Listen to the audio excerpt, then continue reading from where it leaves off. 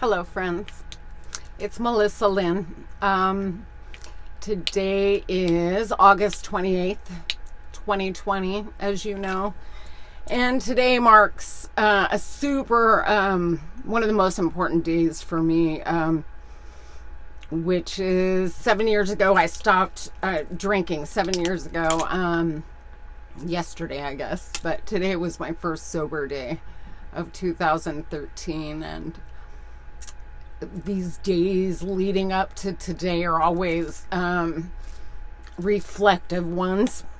And because I have been on Facebook before stopping drinking and until now, I woke up this morning to my Facebook memories. So I got to see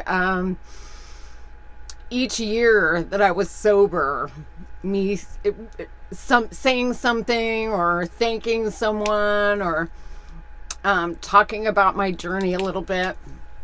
And so it was quite beautiful this morning to see each of the 1 through 6 and then be waking up sober today. And as a matter of fact, I couldn't even go to sleep last night because I was excited. So I was up too late, but I still woke up at 6. I set an alarm because I just wanted to take advantage of today. I'm going to do yoga in about an hour with a couple of friends. I'm just very grateful to be able to wake up early. And I went and visited the room that began the changes in my life, the room that I hold dear to my life. I went and visited that, and I visited a church nearby that I've never been inside of, but meant a lot to me as I was on my own journey of understanding a power greater than myself, from me, from, my God of my understanding. And so it was just such a beautiful day. I texted a couple of people that mean a lot to me and help me so much. Just because they got it, right?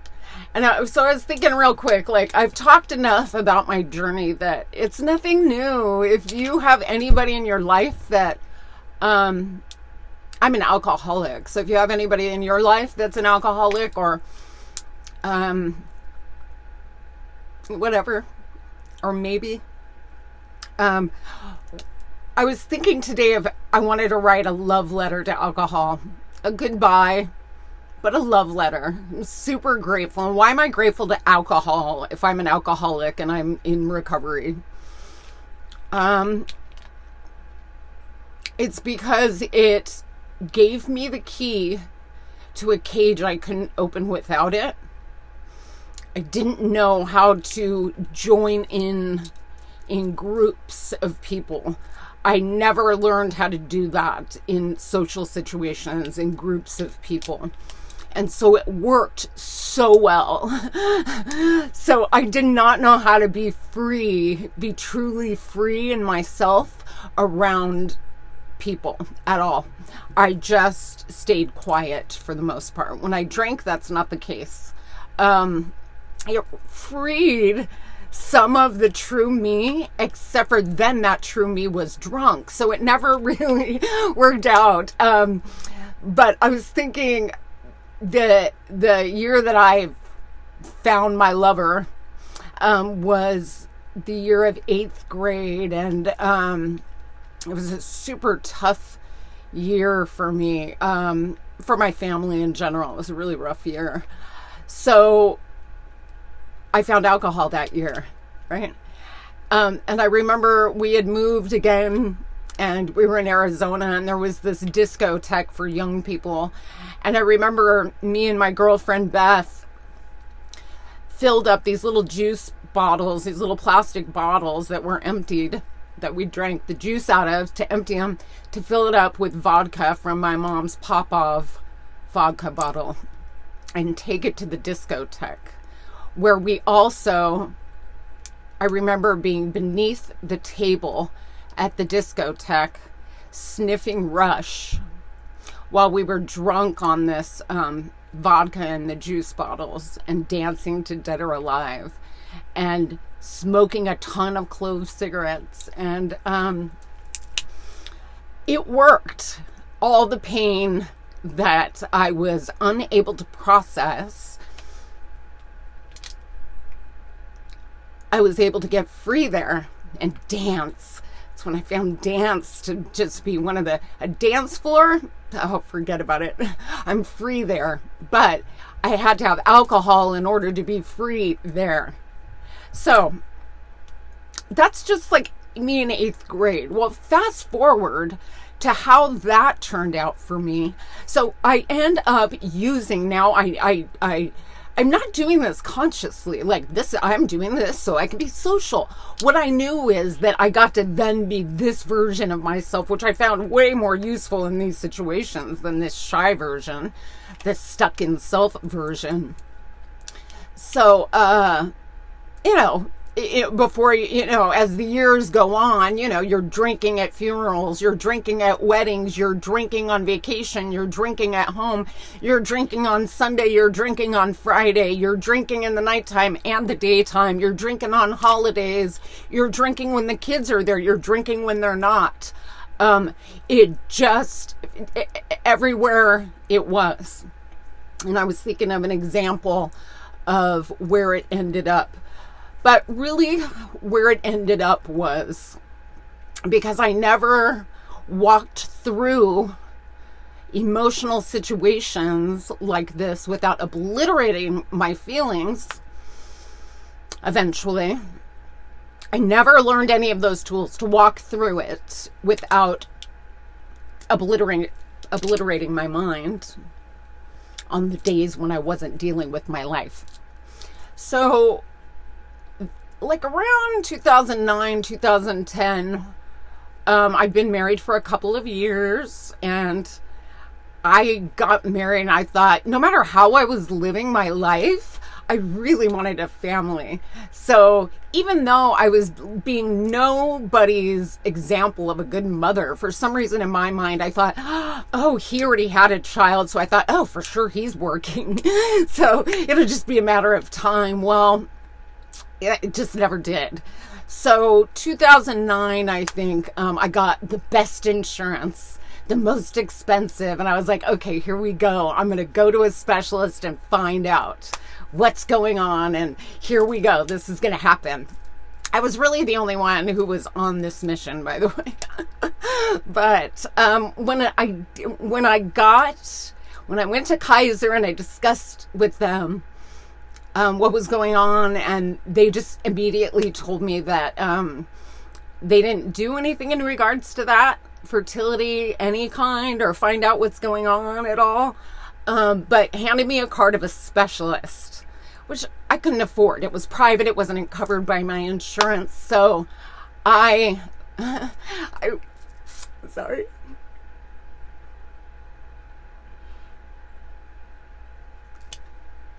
I cried all the way home.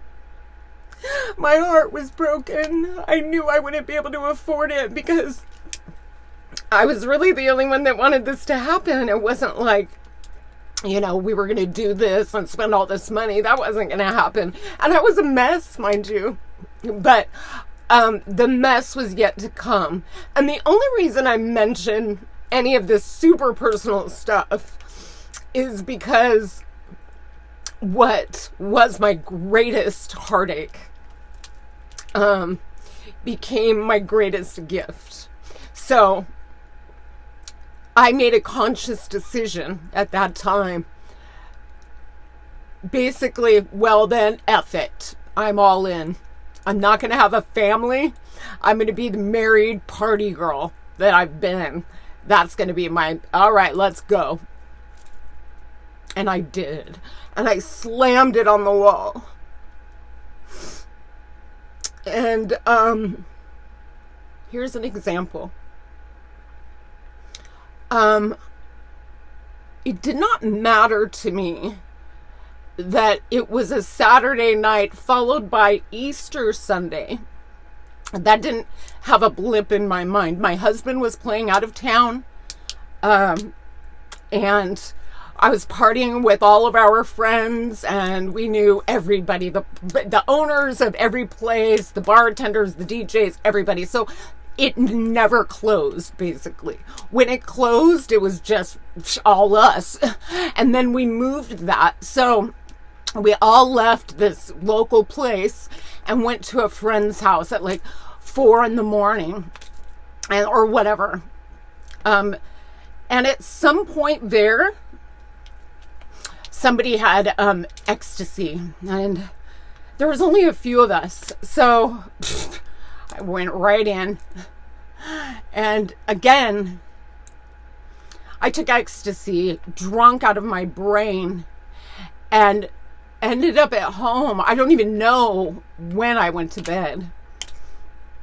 But I woke up to my husband waking me up because the entire family who had been invited to our house for Easter Sunday was to arrive in 30 minutes. And I was passed out in my outfit from the night before, having only slept maybe an hour. That. It doesn't occur to me that anybody is worthy of me making a decision other than me staying in. I couldn't possibly unplug at some point during that night because that's not how I'm built. My disease had progressed all the way down the line, and that wasn't the end. It went for 3 more years after that.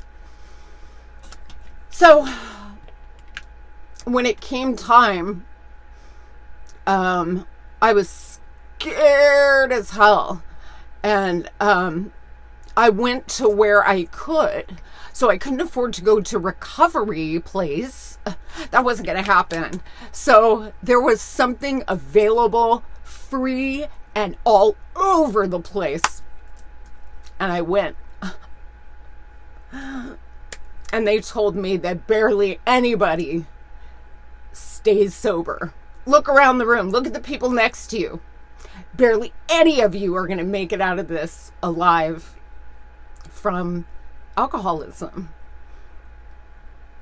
And I was so scared of the continuous journey towards a deeper bottom. I was petrified. So I went all in to survive. All in. I gave it everything I had. And I didn't do it gracefully.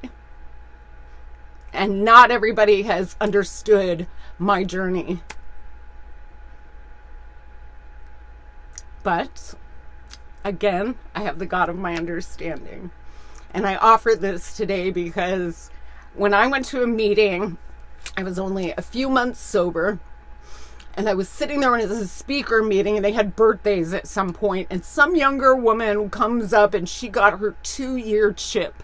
And I just sat there, and I thought, oh, if she can do it, maybe I can do it. Anyway, super grateful. I'm off to do yoga. Have a great day. Love and divine light.